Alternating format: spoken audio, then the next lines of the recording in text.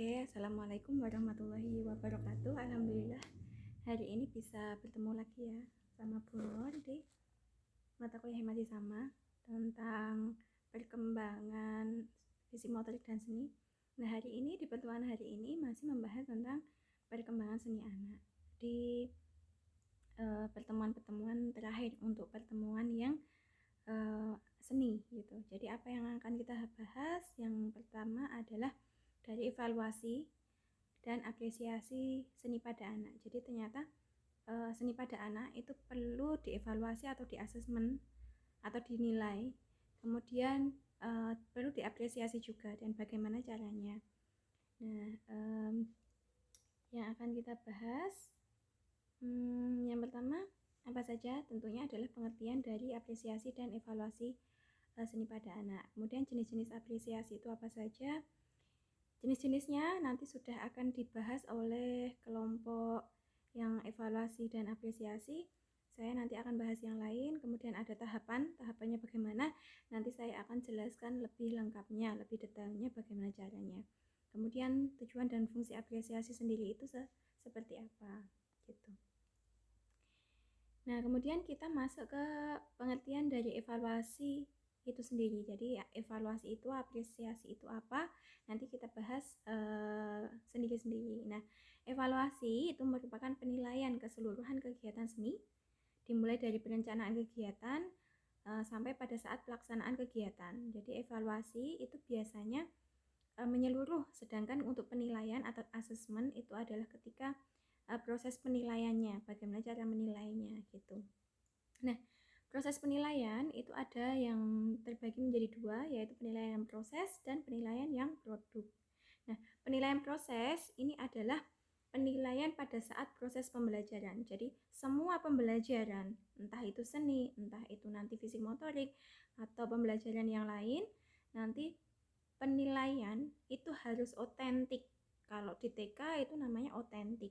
Otentik itu apa? Otentik itu adalah penilaian pada saat proses pembelajaran berlangsung langsung dinilai. Jadi ketika anak sedang memainkan sesuatu, anak sedang bermain sesuatu, anak sedang mengerjakan sesuatu, itu gurunya sudah harus melakukan penilaian. Jadi penilaian itu nanti bukan di akhir. Contohnya kalau teman-teman sering lihat anaknya sedang main-main, gurunya hanya lihat aja tanpa ada proses penilaian, itu belum penilaian yang otentik. Nah, seharusnya yang dilakukan adalah ketika anak main, guru sudah harus mencatat hasil asesmennya, itu yang ada di kertas atau di catatan atau di HP, itu sudah ada data-datanya. Gitu. Jadi penilaian yang bagus ketika ada di sekolah itu memang harus otentik ini. Otentik itu nyata. Otentik itu apa adanya. Nah, bagaimana cara kita menilai dengan apa adanya? Ya tadi, harus dinilai pada saat proses pembelajaran berlangsung. Ini namanya penilaian proses.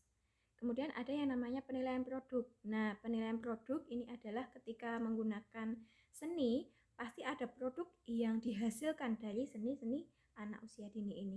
Contohnya ketika anak membuat patung ya, contohnya patung dari tanah liat. Ketika prosesnya itu kan anak harus bentuk, harus meremas, harus membentuk sesuatu. Ketika meremas, membentuk sesuatu, itu harus sudah ternilai dulu. Itu prosesnya. Kemudian ketika sudah selesai, ketika sudah jadi patungnya, contohnya patung buah gitu, membentuk patung buah dari tanah liat. Ketika sudah jadi patung buahnya itu, entah nanti membuat apel atau nanas gitu ya, ketika membuat nanas, kita juga harus menilai produknya. Produk ini seperti apa? Nah, ini produknya itu apakah rapi atau belum? Apakah anak sudah mampu atau belum sesuai dengan apa yang mereka kehendaki? Contohnya di awal, Bu mau buat nanas. Nah, nanas itu bentuknya apa? Oh, lonjong, bulat lonjong. Mau buat pisang contohnya. Oh, apakah bentuknya seperti sudah seperti pisang atau belum? Nah, itu namanya penilaian produk. Nah, kemudian yang selanjutnya ini sebenarnya juga ada penilaian dari proses. Nah, tapi belum dicantumkan. Ini saya pakai PPT, tapi nanti saya perbaiki sedikit-sedikit PPT-nya karena ada beberapa yang saya ganti PPT-nya dari kelompok ini. Nah, selain dua hal itu, jadi proses, kemudian ada produknya. penilaian yang tak kalah bagusnya itu adalah di bagian akhir itu guru harus menganalisis. Ketika sudah selesai semuanya, guru harus memberikan analisisnya terhadap kegiatan apa yang telah dilakukan anak. Ketika anak membuat tanah liat tadi, apakah anak happy? Apakah anak senang? Apakah ini minatnya anak? Minatnya itu apakah anak itu suka dengan kegiatan itu yang telah kita berikan? Contohnya tanah liat, anak merasa happy, have fun, senang dengan kegiatan, senang main tanah liat gitu. Berarti menunjukkan bahwa ini minatnya anak. Nah, apa yang akan kita lakukan selanjutnya itu adalah harus dilakukan pada penilaian ini. Jadi ketika kita sudah menilai proses, kemudian produknya adalah penilaian selanjutnya, yaitu memberikan gambaran kegiatan apa yang akan kita lakukan selanjutnya. Gitu. Jadi kita harus menganalisis apakah kegiatan ini yang telah dilakukan pada hari ini itu sesuai dengan minat anak atau tidak. Contohnya kegiatan menggunting gitu. Ketika menggunting, anak nggak merasa enjoy, nggak merasa seneng. Guntingnya salah-salan, guntingnya biasa aja gitu, gunting kertas gitu ya. Ketika anak-anak gunting kertas, itu kok nggak ada gairah di sana, nggak ada rasa minat di sana. Nah, itu berarti kita sebagai guru harus melakukan penilaian. Oh, ternyata kegiatan ini itu nggak sesuai minat anak. Anak nggak suka dengan kegiatan ini. Apa yang harus dilakukan? Oh, padahal ada SPP-nya menggunting itu gimana ya yang harus dilakukan? Oh, kira-kira kalau gunting wig gimana ya? Gitu. Kan biasanya kan kita guntingnya gunting kertas. Nah, kalau gunting wig, gunting rambut boneka atau kita beli wig atau kita beli sapu gitu, terus kemudian dianggapnya itu rambut gitu loh. Terus kemudian anak disuruh gunting rambutnya ini apa yang akan terjadi besok ya? Karena kegiatan hari ini yang menggunting kertas itu anak sudah bosen, anak udah nggak suka. Nah, kemudian di hari selanjutnya kita harus memikirkan kalau nggak suka apa ya yang harus kita lakukan ya biar lebih menyukai kegiatannya ini gitu. Nah, itu adalah proses penilaian. Jadi penilaian atau memberikan nilai pada seni anak itu bukan hanya memberikan label ini bagus, ini jelek, ini kurang. Kan kadang-kadang guru gitu ya, sering anak-anak pintar sudah buat pisahnya sesuai bentuknya.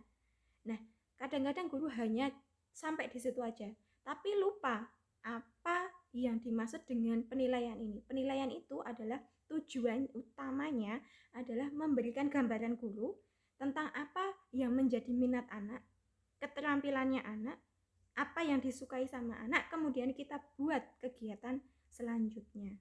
Contohnya kayak tadi, kalau anak nggak suka, sudah nggak minat dengan gunting, guru sudah tahu kalau anak nggak suka dengan kegiatan gunting kertas contohnya, tapi besok dilakukan lagi. Contohnya kegiatan yang gunting tadi dilakukan lagi. Ini namanya guru belum bisa melakukan penilaian gitu. Jadi penilaian tadi setelah kita melakukan penilaian proses dan produk, yang selanjutnya adalah membuat sebuah rancangan kegiatan apa yang akan dilakukan dari hasil penilaian yang telah kita lakukan. Gitu caranya.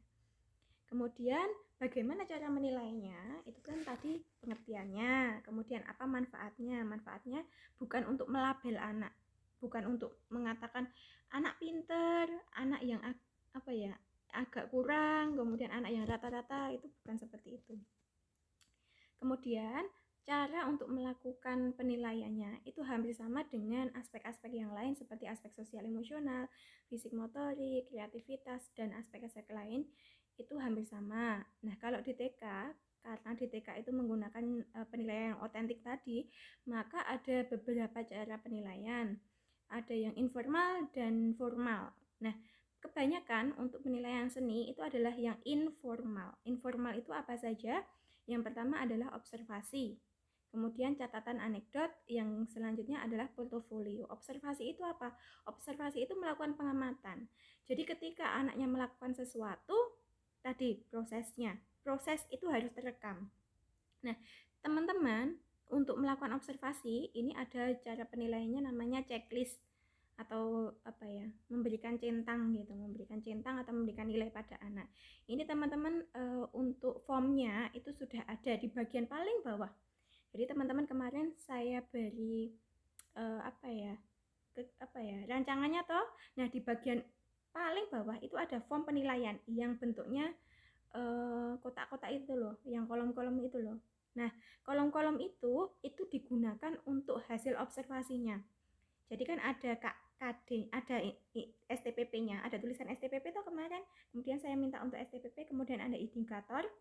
Nah, kemudian ada tulisan namanya si A, si B, si C. Kemudian ada tulisannya BB, FB, BSH. Nah, itu kemudian dicentang. Jadi, pada proses pembelajaran anak berlangsung, ketika anak melakukan sesuatu itu, teman-teman itu harus melakukan penilaiannya. Contohnya di STPP-nya, anak bisa mengkreasikan, anak bisa membuat sebuah kreasi dari hasil karyanya. Kemudian ketika sudah bisa tanpa bantuan contohnya, kemudian dicentang. Nah, itu namanya observasi menggunakan checklist. Jadi langsung pada proses pembelajaran langsung diberikan tanda centangnya. Kemudian ada namanya catatan anekdot. Catatan anekdot itu adalah catatan-catatan yang unik. Contohnya anak melakukan sesuatu yang unik gitu contohnya. Ketika mau buat pisang, contohnya, oh pisang itu warnanya ada yang kuning. Oh, Bu Guru, saya pernah lihat warna pisang warnanya merah loh. Nah, itu kan sesuatu yang unik. Anak-anak yang lain taunya pisang itu warnanya kuning. Kok dia tahu ya bahwa ada pisang yang warnanya merah gitu. Itu bisa jadi catatan unik. Sesuatu yang di luar kebiasaan, sesuatu yang heboh luar biasa. Contohnya ya tadi, anak-anak yang lain mungkin taunya bahwa pisang itu warnanya cuma ada yang hijau sama kuning aja. Tapi ternyata ada satu anak yang tahu bahwa pisang itu ada yang warnanya merah. Nah, ini bisa dimasukkan ke dalam catatan anekdot. Ya, dideskripsikan. Si A menyatakan bahwa bilang bahwa dia pernah bertemu atau menemukan pisang berwarna merah. Kemudian percakapannya itu ditulis aja. Bu Guru, tanda petik, Bu Guru, saya pernah lihat pisang warna merah. Itu ditulis di dalam catatan anekdot. Kemudian ada yang namanya portofolio. Nah, portofolio ini bentuknya adalah hasil-hasil karyanya anak. Jadi contohnya tadi ada anak gunting rambut gitu. Rambutnya sudah jadi, wignya sudah jadi sesuai dengan guntingannya gitu contohnya. Itu kemudian dimasukkan ke dalam seperti buku, entah ditempel, entah apa. Atau bisa dengan menggunakan di foto. Kemudian dimasukkan fotonya. Kemudian ada catatannya. Si A sudah mampu menggunting wig rambut dengan bagus. Nah, itu ditulis di bagian portofolio.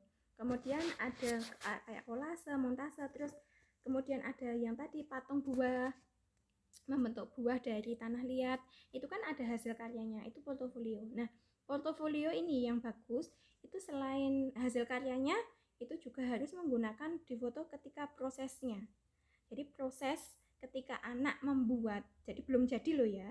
Jadi ketika melakukan pekerjaan dengan berat itu tadi, anak difoto. Contohnya ketika ninju-ninju kan, kalau tanah liat itu kan harus dipukul dulu, baru bisa lunak gitu ya. Ketika anak proses meninju tanah liatnya, maksudnya melunakkan tanah liatnya, itu diberikan fotonya. Tujuannya apa? Nah, ini yang tidak sadar. Kadang-kadang saya pernah lihat buntel gorengan itu dari hasil karyanya anak. Jadi saya pernah beli gorengan itu hasil gambarnya anak-anak, itu anak TK. Dan itu kan miris ya, kenapa kok gambarnya anak yang dibuat anak dengan susah payah kok dijadikan buntel kayak gini, buntel gorengan gitu. Itu kan miris sekali, dan saya rasa itu nggak bisa menghargai hasil jerih payahnya anak gitu. Nah, yang harus dilakukan adalah membuat proses itu terlihat. Karena apa? Ketika prosesnya terlihat, maka orang tua itu akan merasa bahwa yang dikerjakan oleh anak itu adalah hal-hal yang luar biasa, hal-hal yang kerja keras, hal-hal yang membutuhkan perjuangan yang tinggi. Sehingga ketika memperoleh hasil karyanya dimasukkan ke dalam portofolio yang bagus gitu, kemudian dijilid, kemudian diberikan hiasan, dikasih gambar-gambar, itu saya rasa tentu orang tua akan lebih menghargai hasil karyanya anak. Tapi kalau cuma pisahan-pisahan, contohnya tadi setelah gambar dikasihkan anak dimasukkan ke dalam tas, ketika dimasukkan ke dalam tas yang terjadi apa? Ujung-ujungnya ya kayak tadi, dibuat buntel gorengan lah, kadang-kadang malah dibakar karena terlalu numpuk di ruangannya anak, di kamarnya anak numpuk, dibakar. Nah itu saya rasa itu belum ada apresiasi, belum ada penghargaan terhadap seni anak itu sendiri. Nah itu yang miris. Jadi teman-teman silakan ketika membuat portofolio, buat yang bagus, buat prosesnya terlihat sehingga orang tua mampu menghargai hasil karyanya anak, mampu mengapresiasi hasilnya anak gitu. Ketika orang tua mulai mengapresiasi anak, nanti anak itu mulai belajar mengapresiasi hasil-hasil karya dari orang lain juga. Nek wong tuane wae sudah bakar, contohnya bakar tadi gambar, bakar hasil kolase, pokoknya dibakar-bakarin gitu, saya rasa anak juga tidak akan mampu untuk mengapresiasi seninya sendiri bahkan gitu. Ini berkaitan dengan yang selanjutnya. Nah, kemudian ini berkaitan dengan apresiasi. Saya tadi selalu berbicara tentang apresiasi. Apresiasi itu apa sih? Nah, apresiasi itu penghargaan terhadap nilai seni-seni yang ada ataupun budaya-budaya, nilai-nilai budaya ataupun nilai-nilai seni. Bentuknya seperti apa? Bentuknya itu seperti memberikan pujian, kemudian menilai, kemudian mampu mengerti, menghormati. Menghormati itu caranya apa? Ya menikmati secara baik dan benar. Jadi ketika tadi orang tua kok sampai membakar, kemudian gawe buntel gorengan dari hasil karyanya anak, ini berarti bukti bahwa orang tua belum bisa mengapresiasi seninya anak gitu. Yang bisa kita lakukan apa? Ya tadi, membuat portofolio dengan portofolio yang bagus, yang indah, kemudian prosesnya terlihat gitu. Itu untuk orang tuanya. Itu yang dilakukan untuk orang tua agar orang tua mampu mulai belajar mengapresiasi hasil karyanya anak. Kemudian ada juga ketika anak itu ada teater atau ada pertunjukan gitu ya, atau ada temannya yang sedang melakukan kegiatan menyanyi, contohnya menari, itu ada anak yang kemudian lari-lari sendiri, kemudian ada anak yang ngantuk, ada anak yang nggak bisa menikmati seninya itu. Ini menunjukkan bahwa apresiasi pada anak tersebut itu belum maksimal. Jadi apa yang harus kita lakukan? Bahkan jangankan anak ya, kadang-kadang kita lihat opera yang ngantuk gitu, itu aja kadang-kadang kita ngantuk kadang-kadang. Atau teman-teman pernah ke bioskop, kemudian di bioskop tidur, itu menunjukkan bahwa teman-teman belum bisa mengapresiasi seni drama gitu contohnya ya, kalau di film kan drama gitu. Nah, kemudian apa yang bisa kita lakukan untuk menimbulkan apresiasi pada anak? Jadi anak itu gampang. Yang pertama yang dilakukan adalah beri sesuatu yang baru. Jadi di sini ya, bagaimana menunjukkan apresiasi seni pada anak? Berarti beri sesuatu yang baru, new. Kalau anak hanya melihat, contohnya untuk mengapresiasi gambar, anak dilihat gambar tentang ikan terus, hewan terus, itu kemungkinan anak juga akan merasa bosan atau merasa sudah sering melihat gitu. Tapi ketika suatu saat anak dilihatkan gambar tentang dinosaurus, sesuatu yang belum pernah dilihat sama anak, ini tentunya akan menarik anak.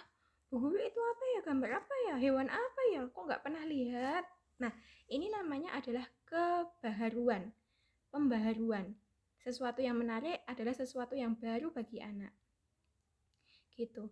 Kemudian yang kedua adalah sesuatu yang baru ini adalah yang sesuai juga dengan perkembangannya anak. Contohnya seni musik. Jadi sesuai perkembangan anak itu contohnya seni musik.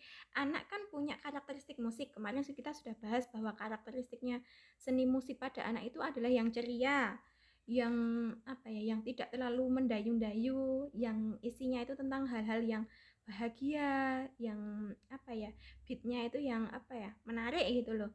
Tapi ketika anak diberikan lagu yang mendayu-dayu, balad, kayak lagu-lagu galau-galau gitu, saya rasa anak juga tidak akan tertarik dengan lagunya. Jadi ketika kita itu memberikan sebuah seni, itu cocokkan dengan anaknya. Contohnya seni lukis tadi, kalau anak-anak kan suka hewan-hewan, nah hewan-hewannya sudah sering juga bosan. Atau kemudian diganti tadi dinosaurus itu juga sesuatu yang menarik dengan anak. Tapi kalau diberikan lukisan yang apa ya, yang tidak sesuai, contohnya lukisannya apa ya, yang dark, yang apa ya, gelap, temanya gelap, gotik-gotik gitu ya, lukisan tentang gotik-gotik, saya rasa itu anak juga tidak akan tertarik. Karena apa, gambarnya itu warnanya hitam aja gitu, contohnya gitu. Karena anak sukanya yang warna-warni, sukanya yang cerah-cerah gitu. Nah, itu yang harus dilakukan ketika menumbuhkan apresiasi seni pada anak. Kemudian yang kedua, anak akan lebih mampu mengapresiasi hasil karyanya sendiri. Jadi ketika kita mau melatih apresiasi anak, minta untuk anak menilai karyanya sendiri. Ketika sudah selesai, contohnya membuat patung tentang pepaya atau patung buah-buahan nanas gitu ya, anak diminta untuk mengapresiasi, diminta untuk melihat bagus nggak ya, apakah yang teman-teman rasakan ketika melihat ini patung yang dibuat kamu sendiri ini rasanya gimana, senang nggak, bangga kah, atau apakah ini bagus. Nah, ini bisa dilakukan untuk cara menumbuhkan apresiasi pada anak.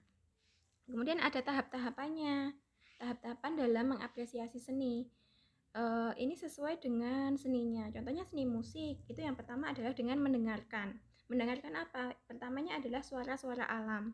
Suara alam itu ada suara angin, bahkan suara pepohonan, suara hewan-hewan, kodok, ayam, kemudian ada suara burung. Nah, suara burung pun beda-beda. Ada yang burungnya itu cici-cuit, ada yang apa-apa-apa. Nah, suara burung yang berbeda ini bisa dianalisis oleh anak. Oh, ini burung apa ya? Ini burung apa ya? Walaupun sama-sama burung, tapi ternyata memiliki perbedaan yang mencolok gitu dari suara-suara ini.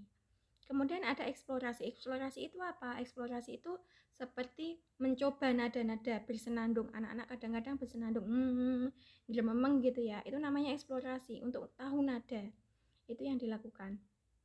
Kemudian bermain musik. Bermain musik itu eksplorasi ini juga bisa bernyanyi contohnya. Contohnya menyanyi sebuah lagu gitu. Ketika menyanyi sebuah lagu, gimana rasanya? Bagus nggak suaranya? Kira-kira apa ya yang kurang ya? Kira-kira, apa ya yang bisa dilakukan, ditambahin apa lagi ya? Itu eksplorasi untuk bernyanyi. Kemudian bermain musik itu dengan alat musik contohnya. Alat musik kalau di drum band kan ada drum. Anak kan sukanya kencang-kencang ya nabuhnya, breng breng breng breng gitu. Nah, itu diminta untuk memelankan. Coba pelan-pelan ngetuknya. Apakah ada perbedaan suaranya? Kalau dipukul keras gimana? Kalau dipukul pelan gimana? Nah, kemudian diminta untuk membedakan. Kira-kira yang apa ya? Yang suaranya yang bagus yang mana ya? Nah, itu bisa dilakukan untuk bermain musik ini. Kemudian ada bernyanyi. Bernyanyi itu sama kayak tadi. Jadi anak bernyanyi itu bisa secara solo itu bernyanyi secara mandiri, bisa dilakukan secara berkelompok. Ketika solo bernyanyi sendiri itu anak yang lain diminta untuk menyanyi, kemudian anak diminta untuk mendengarkan gitu. Kemudian ketika mereka menyanyi, kemudian guru bisa memberikan masukan. Oh, kalau kita sedang nyanyi kemudian didengarkan orang lain itu menyenangkan ya, senang ya. Berarti besok kalau ada temannya yang nyanyi, kita juga harus mendengarkan nyanyian itu gitu. Nah, kemudian seni tari itu dengan melihat dulu. Melihat apa? Melihat tari-tarian, contohnya tari-tari yang ada di Bali, tari-tari hewan, itu boleh tari-tari yang ada di Aceh, tari di Jawa, itu dilihat. Kemudian tanya perasaannya, gimana kalau saat kamu melihat tarian ini, gimana perasaanmu? Karena masing-masing karakteristik tari itu juga beda-beda. Yang Bali itu seperti apa, kecak contohnya, semangat gitu. Ada yang tari Jawa itu lemah lembut. Nah, anak mungkin bisa merasakan perbedaannya. Semangat Bu, jadi semangat. Kalau yang tadi Jawa lemah lembut, mendayu-dayu, anak merasakan apa sih? Ada perasaan sedih kah? Atau perasaan yang seperti apakah itu dirasakan? Kemudian bisa menganalisis kostumnya. Apa yang dipakai ya sama penarinya tadi ya? Oh, pakai bando Bu. Oh, pakai ini, pakai ini, pakai ini. Itu namanya adalah memberikan eksplorasi. Jadi eksplorasi bukan hanya dari gerakan tapi bahkan juga dari kostumnya. Gitu. Oh, kemudian seni rupa. Seni rupa itu yang selanjutnya itu adalah menari. Jadi setelah melihat, eksplorasi, kemudian melakukan kegiatan menarinya. Menarinya itu apa yang telah kita ajarkan, apa yang telah dibuat oleh anak. Jadi proses kegiatan seni pada anak itu kan prosesnya adalah membuat sendiri. Anak diikut sertakan, dilibatkan dalam kegiatan menari ini. Gerakannya gimana gitu ya. Kemudian tanya apakah anak happy, apakah anak senang, bagaimana kesannya membuat sebuah gerakan, apakah ada kebanggaan di sana, apa yang anak rasakan itu ketika menari ini. Kemudian seni rupa itu melihat, kemudian eksplorasi, melihat seperti sama, melihat gambar-gambar tadi, melihat dinosaurus bagaimana perasaannya, senangkah melihat dinosaurus gitu. Kemudian eksplorasi itu merasakan apa yang telah dibuat. Jadi contohnya ketika membuat tanah liat itu kan harus dirasakan dulu tanahnya, dipegang dulu gimana rasanya. Oh, ketika semakin diremat, semakin dihaluskan itu semakin enak dibuatnya. Itu namanya eksplorasi. Kemudian membuat seni rupanya itu. Tujuannya ini sepertinya sudah dijelaskan juga oleh kelompok yang sedang presentasi. Demikian tambahan dari saya. Semoga membantu. Semoga ada sesuatu yang bisa diambil. Demikian dari saya, kurang lebihnya mohon maaf. Saya tutup, wabillahi taufiq wal hidayah. Wassalamualaikum warahmatullahi wabarakatuh. Nanti jika ada pertanyaan, silahkan tanyakan di WA. Terima kasih semuanya.